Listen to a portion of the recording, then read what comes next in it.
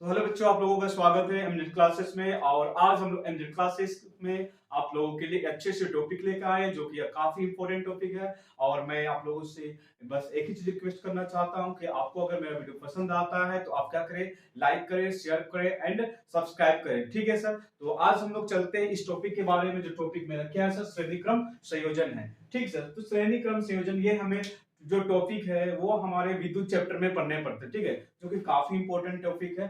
तो चले विदाउट देरी के इस टॉपिक को शुरुआत करते हैं। ठीक सर। तो जैसा कि आप देख रहे हैं कि जब तीन प्रतिरोधक R1, R2, R3 के एक छोर को किसी अन्य प्रतिरोध के दूसरे छोर से क्या करते हैं, जोड़ा जाता है। इट मीन सर कि जब आप एक प्रतिरोध को दूसरे प्रतिरोध से उसके पहले छोर को दूसरे छोर से क्या करते हैं सर, कनेक्ट करते हैं, तो इस क्रम को हम लोग क्या बोलते हैं सर, श्रेणी क्रम संयोजन कहते हैं। जैसा कि आप पिक्चर में देख रहे हैं सर, ये मेरे पास ये क्या है सर, पहला प्रतिरोध है, ये हमारा दूसरा प्रतिरोध है और ये हमारा तीसरा प्रतिरोध, जिसमें हम लोग क्या कर रहे हैं सर, फर्स्ट प्रतिरोध है तो इसके दो छोर है। ठीक है सर। जिसमें से मेरा पहला छोर क्या है सर, सपोज इसको 1 मान लेते हैं, इसको दूसरा छोर मान लेते हैं।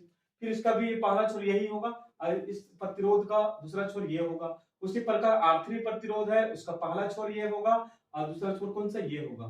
तो आप जैसा देख रहे हैं कि हम लोगों ने क्या किया सर, पहले प्रतिरोध का दूसरा छोर को दूसरे प्रतिरोध के दूसरे छोर से हम लोग क्या कर रहे हैं सर, जोड़ रहे हैं। तो इस प्रकार का जो संयोजन होता है सर, उसे हम लोग क्या कहते हैं, श्रेणी क्रम संयोजन कहते हैं, है कि नहीं सर। तो वही चीज को मैंने लिख रखा है कि जब आप तीन प्रतिरोध R1, R2, R3 के एक छोर को किसी दूसरे प्रतिरोध के दूसरे छोर से जब आप जोड़ते हैं तो इस क्रम को हम लोग क्या कहते हैं सर, श्रेणी क्रम संयोजन कहते हैं, है कि नहीं सर। तो इस क्रम में विद्युत धारा क्या होती है सर, समान होती है। विद्युत धारा क्या होती है सर, आई समान होती है, लेकिन कौन चीज भी बढ़ता है सर, विभवांतर जो हमारा वोल्टेज होता है सर वो बढ़ जाती है कि नहीं सर। मतलब आपके पास यहाँ पे प्रतिरोध है तो इस प्रतिरोध का क्या होगा सर, अगर इसका प्रतिरोध अलग है तो उसका विभवांतर भी अलग होगा।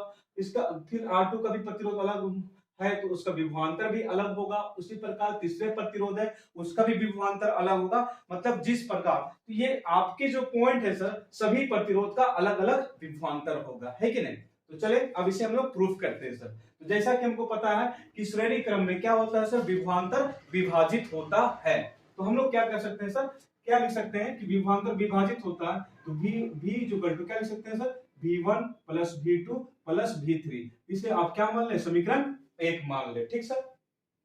अब चलते हैं, जैसा कि हम लोग क्या करते हैं, हमको पता है कि ओम का नियम, हमको क्या पता चला था कि V इक्वल टू IR होता है। तो हम लोग कह सकते हैं ओम का नियम से, ओम का नियम से, तो ओम का नियम से क्या होता है सर कि V इक्वल टू IR होता है। इसे हम लोग क्या मान ले, समीकरण 2 मान ले। ठीक सर। अब ओम का नियम हम लोग, ओम का नियम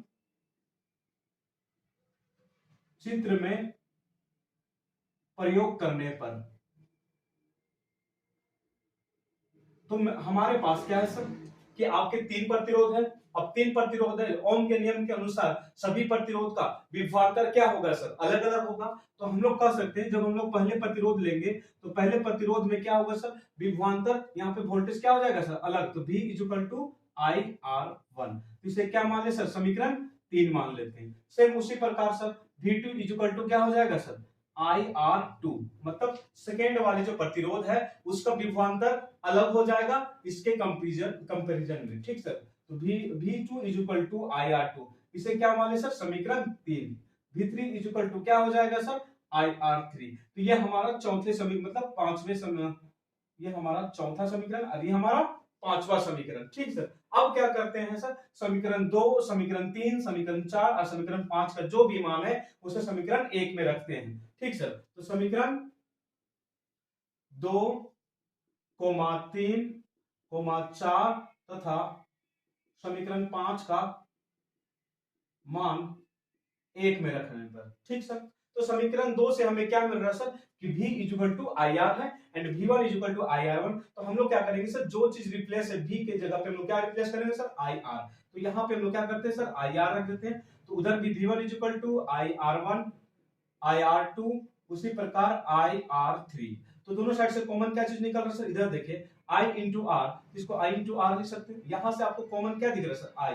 तो यहाँ पे मेरे पास क्या हो जाएगा, R1 plus R2 plus R3।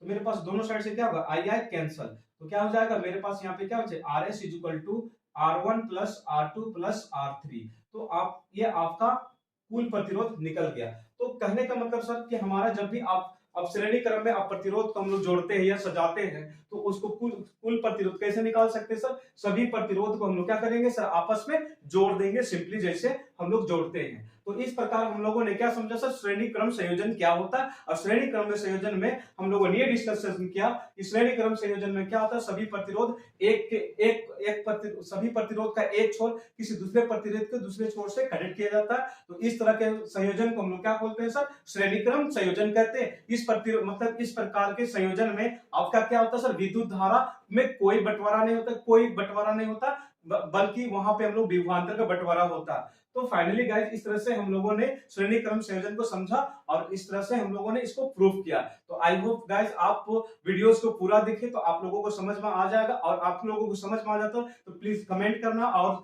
ज्यादा से ज्यादा शेयर कर सकते हैं। तो बस मैं इतनी ही बातों के साथ अपनी वीडियोस को फिनिश करता हूं और हम अपने अगले वीडियो में नए टॉपिक के साथ मुलाकात करेंगे। तो एमजेड क्लासेस में आपका हमेशा के लिए वेलकम है और हमेशा आपके लिए ही काम करते रहेंगे।